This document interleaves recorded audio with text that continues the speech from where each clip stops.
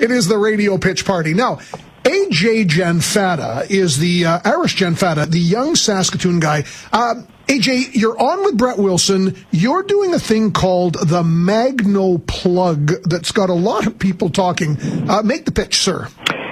Thanks, John. Thanks for having me. Basically, Brett has lived in the prairies, and he's experienced the Canadian winter in full, so he'll definitely sympathize with this. The idea of it is to have a connector on the front of your car, which is sleek and stylish and sort of fits in well with your vehicle, but it takes away that element of having to struggle with the three-prong plug when you're plugging in and out pretty much daily in the middle of winter.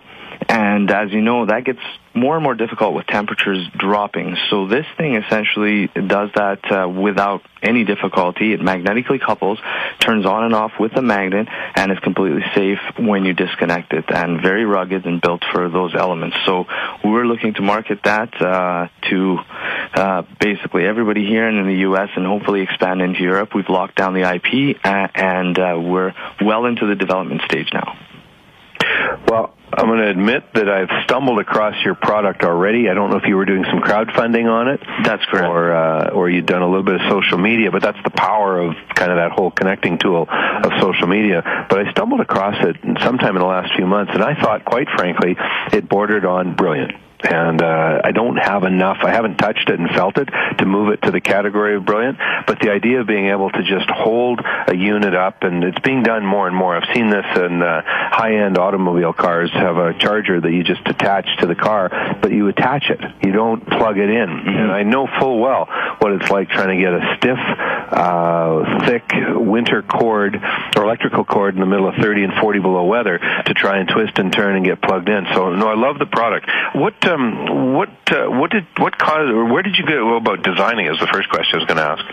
Essentially, I've got quite a bit of background in terms of design myself, but I teamed up with a brilliant young engineer. His name is Will Topping, and he was the one that was instrumental in bringing together the actual circuit design, the intelligence behind it, and how it operates. So we've just been going through prototype after prototype and making it safe and solid, and now we've got what we believe is significant and sufficient to go ahead in terms of getting safety and production. Yeah, so people have to understand that what you're doing is taking two smooth faces, touching them together. They attach magnetically, but then an electrical current transfers, and you don't have any risk on either side if someone touches those surfaces if those two edges or those two flat faces aren't connected. That's correct. And I mean, you can take this thing and throw it in a bathtub. I don't know why you would want to, but you can, and it won't electrocute. Electric rubber duckies. Yes. So it's nothing short of brilliant. And so your goal would be, I guess, you must have to mount these into the dash, the board, the bumper in some way, shape, or form. Actually, if you look at the dash, but the front grille. Yeah, we're running a Kickstarter campaign relaunch right now, and there's a 36-second video on there on how to install it. We were going to install it in 4 steps. We realized it's actually way easier than that. So it's very easy to just basically mount it on the front of your bumper with zip ties, and the other end is just an extension cord. So quite easy to use, yeah.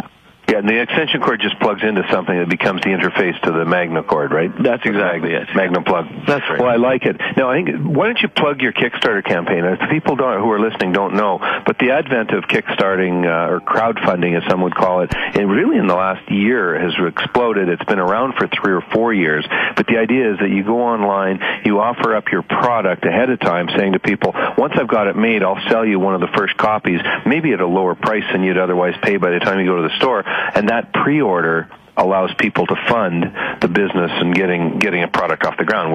So tell us, how much are you looking to raise, and where is your Kickstarter campaign going? It's actually doing quite well because we're getting a lot of return backers from the last time. We've made the product a lot more aesthetically pleasing, and I think that's enhanced the number of return backers. But right now we're doing quite well. But the more support we get, the better. If you go to Kickstarter.com and type in MagnoPlug, it'll be the first thing that comes up.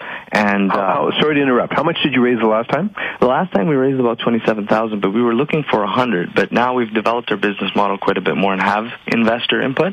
So we've raised or lowered the goal rather to 25,000. So we're hoping to get that. And of course, anything beyond that will just make it easier for us to produce and more quickly to get to the point of production. So. Well, I'll make sure that I put our social media up onto the MagnoPlug, and if we can't in the next 10 minutes, we'll get out with a bit of a plug for you. Right on. Thanks, Brett. I really appreciate your help. All right. Good luck with it. I love the creativity, and certainly the application couldn't be more relevant than in the 3 to 9 months of winter that we have on the prairies. AJ Janfata, the young guy who, along with Will Topping, came up with the MagnoPlug.